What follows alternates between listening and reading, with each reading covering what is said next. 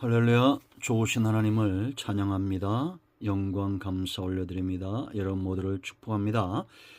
자, 오늘은 잠언 22장 1절로 3절 말씀 묵상합니다. 기도합니다. 영광과 감사와 찬송을 우리 하나님께만 온전히 올려드립니다. 온 마음으로 하나님을 사랑합니다. 주의 보혈을 의지하오니 우리의 모든 죄와 허물을 사하여 주시옵소서. 주의 이름을 의지합니다. 눈을 여시고 마음을 여시고 귀를 열어 하나님 말씀의 귀한 것들을 깨닫고 믿음에 서는 시간 되게 하옵소서. 종을 낮추시고 겸손하게 하시고 오직 말씀의 도구만 되기를 원합니다.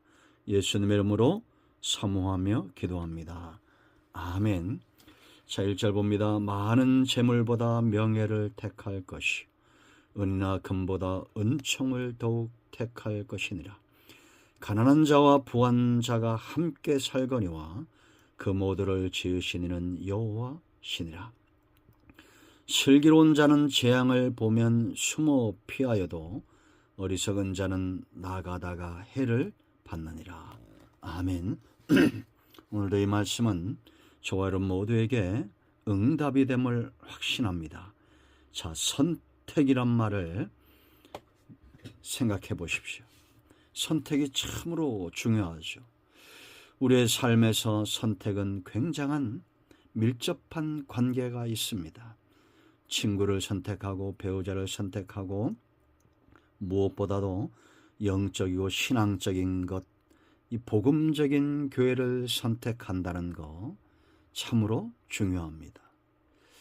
우리가 여러분 예수님을 믿는 것, 목자의 음성을 알기 때문에 그 음성을 아는 양들의 선택입니다. 양은 풀을 먹고 삽니다. 꼴을 먹고 살아요. 그러나 이리는 양을 먹습니다. 이단들이 그러합니다. 습성이 다릅니다. 분노하고 시기하고 다투고 이리와 염소의 기질을 가진 자들이 득세하고 있습니다. 그러나 우리는 유순한 양처럼 온순한 양처럼 목자의 음성을 따라 줄을 지어 목자에게로 갑니다. 잘 선택하십시오. 여러분, 믿는 자나 믿지 않는 자나 이 선택이 잘못되어져서 힘든 삶을 살아갑니다. 그러므로 선택한다는 것은 가장 먼저 볼 수 있는 눈이 열려져 있다는 겁니다. 자, 1절 보세요. 많은 재물보다 명예를 택한다. 볼 수 있는 눈을 가진 자입니다. 재물보다도 명예롭게 살기를 원하는 사람들.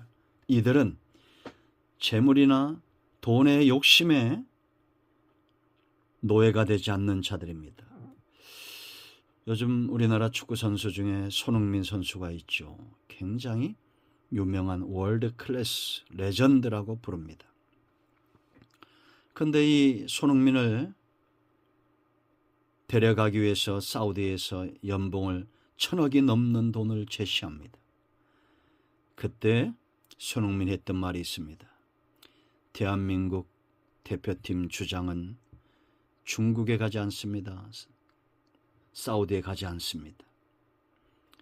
명예인 거예요.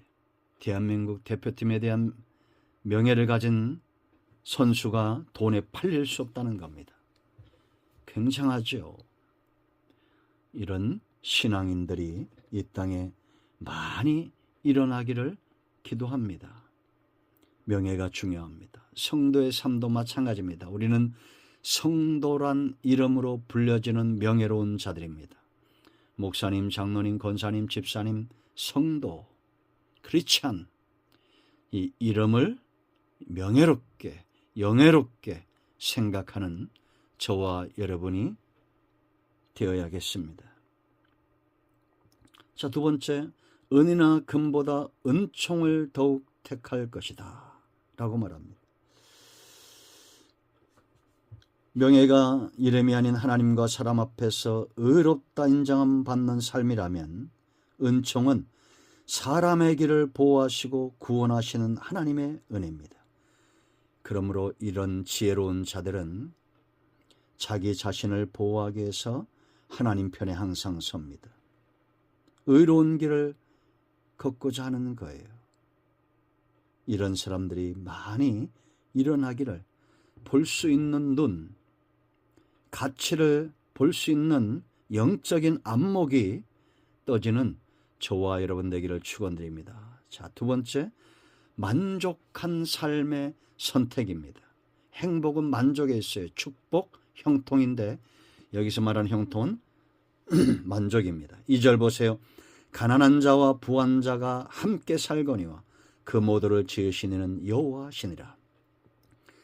가난하다고 좌절하지 않습니다. 가난해도 만족합니다.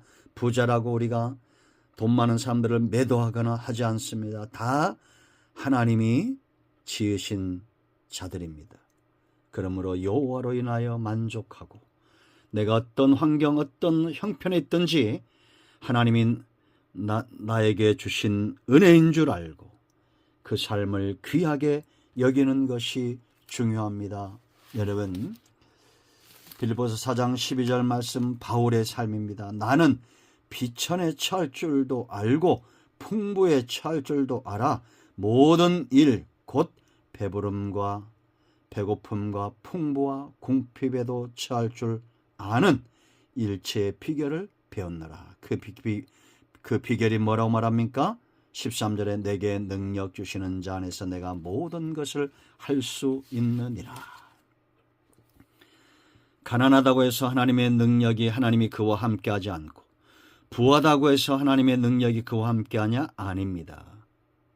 하나님은 가난하든 죄인이든 부자든 연약하든 다 함께 하시는 거예요.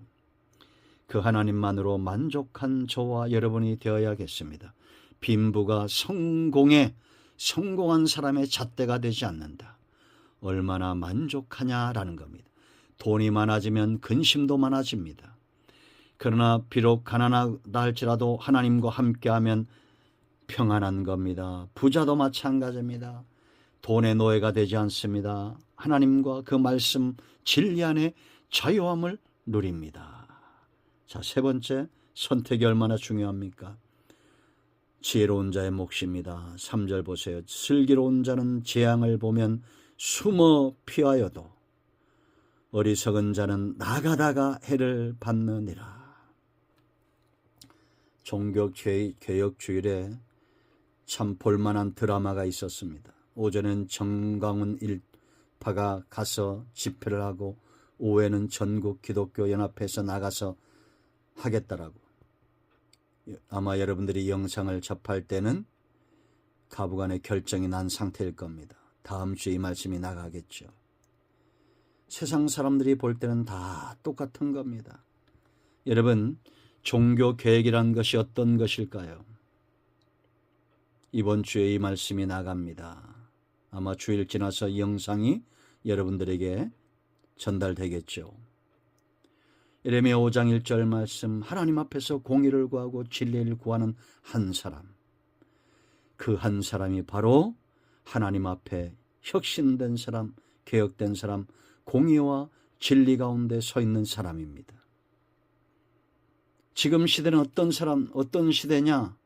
사람들에게 보이려고 합니다. 큰 길거리에 나가고 시장에 나가고. 왜 그곳에 나갑니까? 은밀한 중에 계신 하나님께 나아가야지요. 그곳에 하나님이 있습니다.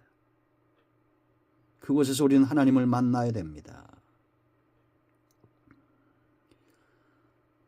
재앙을 피하는 지혜로운 사람이 되십시오.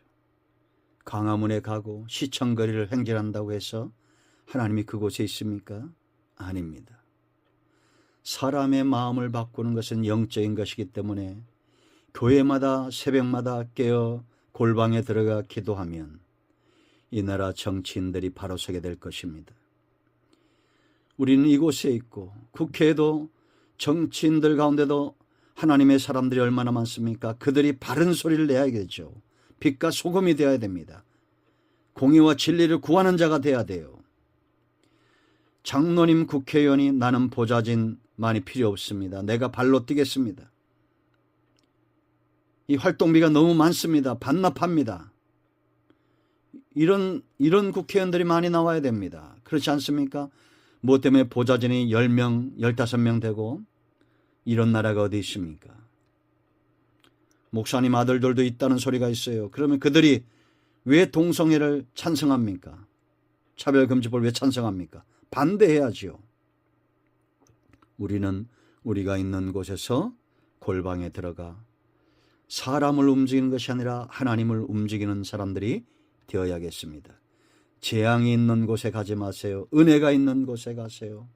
하나님의 말씀이 있는 곳으로 목자 음성을 따라 가시기 바랍니다. 완력 있는 자들, 힘 있는 자들, 목소리 큰 자들, 그런 자들이 지금 모이고 있습니다. 왜 어리석게 그 가운데 함께합니까? 기도하겠습니다. 예수 그리스도의 이름을 의지하기도 합니다. 올바른 선택으로 하나님이 기뻐하는 삶 가운데 서기를 원합니다. 우리 가운데 마음이 상한 자, 병든 자 치유하시고 회복시켜 주시기를 원합니다. 예수님의 이름으로 사모하며 축복하며 치유하며 기도합니다. 아멘. 할렐루야. 오늘도 응답이 우리 가운데에 임하였습니다. 아멘.